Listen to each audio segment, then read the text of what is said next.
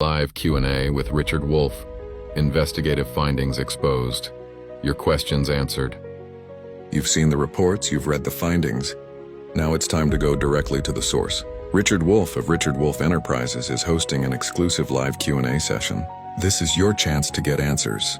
The session will be structured into 3 critical sections. First, the Lynn Group investigation. We will address the top 5 community-submitted questions on this case. Second, the city budgets. We will delve into the specific budget items for the city of Palacios and Bay City, Texas, answering your top 5 questions on where the money is going. And third, the methodology. Richard will pull back the curtain on his investigative process, answering 5 questions on OSINT, open source intelligence, and how you can understand the tools to gather information within federal and state law guidelines. Submit your questions now in the comments below. Here is what we will be covering. Section 1. The Lynn Group investigation. 5 questions. 1. What was the initial piece of evidence that led you to begin your investigation into the Lynn Group?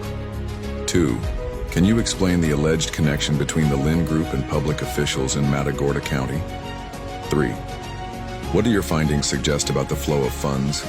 And were any public grants or taxpayer money involved? 4. Based on your investigation, what do you believe the primary motive behind the Lynn Group's operations was? 5. Have you submitted your findings to any state or federal agencies, and if so, what has been the response? Section 2. City of Palacios and Bay City, TX budget items. 5 questions. 1.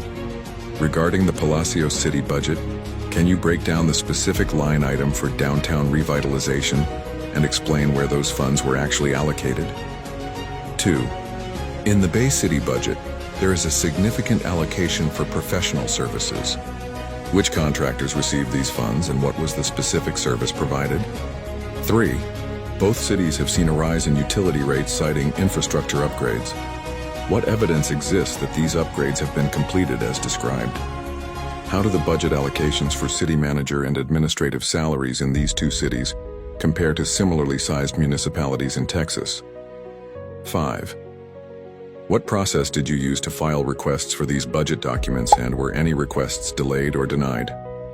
Section 3. Investigative methodology, OSINT. 5 questions. 1. For someone just starting out, what are the first 3 websites or resources you would recommend for a basic OSINT investigation?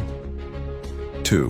What is the most common legal mistake people make when conducting their own research, and how can they avoid it? 3. Can you explain the difference between a simple Google search and a more advanced dorking search and provide a simple example? 4.